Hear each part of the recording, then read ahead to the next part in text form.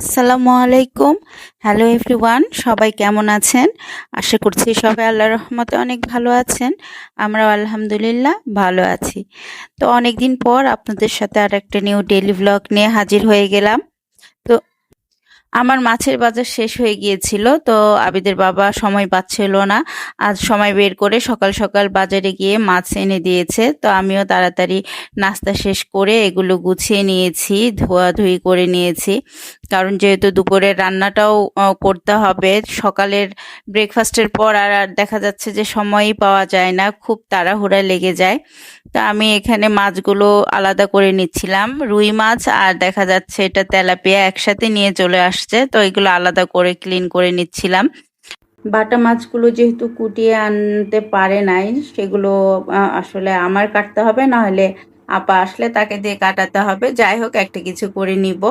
এখন আপাতত এগুলো সুন্দর করে ক্লিন করে নিয়ে আলাদা করে রাখছি, আর যেটা করতে হবে সেটা তো করতেই হবে, এটাও রেখে দিচ্ছি। আর যা রান্না করব সেগুলো আসলে সরিয়ে নিয়েছি। আর ডিমও নিয়ে এসেছে এক দাদা। তো একসাথে এত ডিম কেন এনেছে এবার জানি না, নাকি সে মানে সময় পাচ্ছে না দেখে বেশি করে নিয়ে হয়তো চলে এসেছে।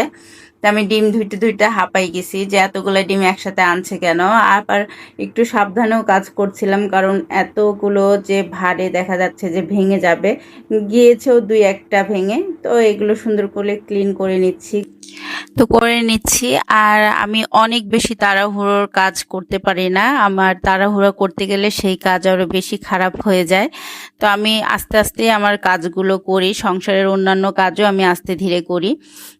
অনেকেই দেখি যে অনেক কাজ করে, তারা সারাদিনে মানে এত কাজ করে সময় পায় না, কাজ করে অসুস্থ হয়ে যায়। মানে আমি এই টাইপের করতে পারি না। আমি বেশি কাজ করলে তো অসুস্থ হবই, এটা আমার মানে বলারই বিষয় না। বেশি কাজ করলে আমি অসুস্থ হয়ে যাব, সেক্ষেত্রে আমি এই জন্য ট্রাই করি না যে আমি অনেক বেশি কাজ করি। আমি আমার সংসারের কাজগুলো আমার শরীর যতটুকু নিতে পারে আমি সেইভাবে আস্তে ধীরে ধীরে কাজ করি, যাতে আমি অসুস্থ না হয়ে যায়। কারণ অসুস্থ হলে আসলে বদারটা আমার ফ্যামিলিই করে, তারা অনেক কষ্ট পায়। দেখা যাচ্ছে যে আমি রান্না বান্না করতে পারি না, যার কারণে আমার কাজ আমি আমার সুবিধা মতো আস্তে ধীরেই করি, এত বেশি প্রেশার নিয়ে করি না।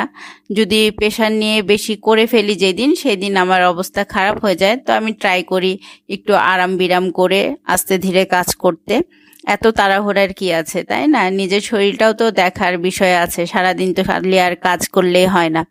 তো যাই হোক, এক একজনের থিওরি এক এক রকম। তো আপনাদের সাথে কথা বলতে বলতে কিন্তু আমার হাতের কাজগুলো কমপ্লিট করে নিয়েছি। আশা করছি আপনাদের আজকের ব্লগটি ভালো লেগেছে। তো ভালো লাগলে অবশ্যই একটি লাইক, কমেন্ট, শেয়ার করে পাশে থাকবেন। দেখা হবে নেক্সট ভিডিওতে। আল্লাহ হাফেজ।